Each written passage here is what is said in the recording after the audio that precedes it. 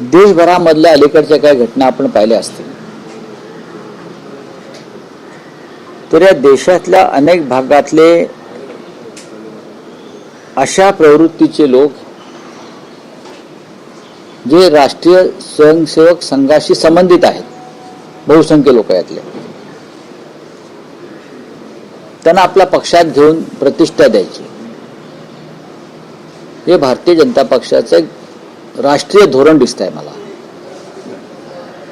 मला वाटलं बदलापूरच्या शाळेमध्ये हा लैंगिक अत्याचाराचं प्रकरण घडलं होतं आणि बदलापूर 2 दिवस किंवा त्यापेक्षा जास्त पेटत होतं. आंदोलन झालं, दंगल झाली, गाड्या थांबवल्या, मुख्यमंत्र्यांना हस्तक्षेप करावा लागला, राजकारण्यांना तिकडे पाऊल ठेवू दिलं नाही. ज्या शाळेमध्ये हा सर्व प्रकार घडला त्या शाळेच्या संचालकांनी संबंधित मुलगी आणि तिच्या आईची तक्रार सुद्धा घेऊ नये पोलिसांनी यासाठी दबाव आणला होता. भारतीय जनता पक्षाच्या माध्यमातून एका अल्पवयीन मुलीवर अत्याचार झाला, ज्या शाळेच्या आवारात झाला किंवा शाळेच्या खोलीत झाला, त्या शाळेच्या संचालकांची काही जबाबदारी नाही का? त्यानंतर शाळेचे संचालक फरार झाले, मग ते ठरवून सरेंडर झाले. आता आम्हाला तर असं वाटलं की ते अजून जेलमध्येच आहेत, पण आता तुमच्या माध्यमातून कळते की ते नगरपालिकेच्या सभागृहात रवींद्र चव्हाण त्यांना घोड्यावर बसून घेऊन चालले आहेत. काय चाललंय या महाराष्ट्रामध्ये? संपूर्ण देशामध्ये हे सुरू आहे. तुम्ही उत्तराखंडमध्ये अंकिता भंडारीचं प्रकरण तुम्हाला माहीत असेल. भारतीय जनता पक्षाचा एक प्रमुख नेताच त्याच्यामध्ये आहे. तिच्यावरती अत्याचार करून तिला ठार मारण्यामध्ये ते भाजपचे खासदार झालेले आहेत. आता इथे जे आपटे नावाचे गृहस्थ आहेत RSS आणि भाजपशी संबंधित, त्यांना लैंगिक अत्याचाराबद्दल काय भाजपने बक्षीस दिलंय का? इनाम दिलंय का? पूर्वी इनाम द्यायचे, तर अशी कृत्य करणाऱ्यांना इनाम द्या. ते निर्दोष सुटलेत का अद्याप? नाही.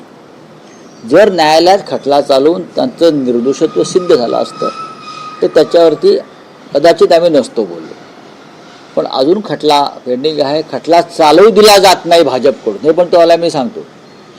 आणि भविष्यामध्ये यांना सुद्धा मुख्यमंत्री क्लीन चिट देतील. जर देवेंद्र फडणवीस यांना काँग्रेस बरोबर युती नको आहे, त्यांनी त्यांच्या लोकांवर कारवाई केली असं म्हणतात. जर देवेंद्र फडणवीस यांनी ओबीसीच्या पक्षाबरोबर आमचे वैचारिक मतभेद आहेत, आम्ही त्यांच्याबरोबर युती करणाऱ्यावरती कारवाई करू, मग लैंगिक अत्याचार प्रकरणातल्या आरोपींशी तुमची युती होऊ शकते का? ते पण त्यांना थेट तुम्ही स्वीकृत नगरसेवक करून पालिकेत पाठवताय. तुम्ही महाराष्ट्राच्या संस्कृतीवरती थुंकताय.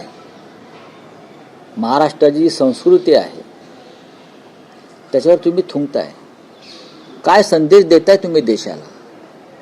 आणि तुम्ही महाराष्ट्राचे तुम्ही महाराष्ट्राचे राज्यकर्ते आहात, हे तुमचं काम आहे.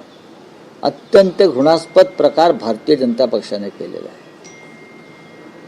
काँग्रेस, MIM ह्यांच्याबरोबर तुम्ही शेवटी छुपी युती केलेलीच आहे. आणि आता एका बाजूला लैंगिक अत्याचारात जे प्रकरण सगळ्यात जास्त या महाराष्ट्रात गाजलं आणि जनता हादरली, त्यातल्या आरोपींना तुम्ही तुमच्या पक्षात सन्मानानं घेऊन महानगरपालिकेत पाठवताय, ते पण स्वीकृत. लज्जास्पद प्रकार आहे. राज्याच्या प्रतिमेला काळिमा फासणारे कृत्य भारतीय जनता पक्ष करताय. लाडक्या बहिणींना 1500 रुपये देऊन तुम्ही असे व्यभिचार घडवताय. लाडक्या बहिणींना 1500 रुपये देऊन तुम्ही त्यांचे अब्रू विकत घेताय. बोलिये. राऊतसाहेब, पुणे आणि पिंपरी चिंचवडमध्ये दोन्ही NCPची युती आहे. आज पहिल्यांदा असं बघायला मिळतं की पुण्यात पत्रकार परिषदेत अजितदादा आणि सुप्रिया सुळे एका मंचावर शेजारी बसून वचननामा प्रसिद्ध करतात.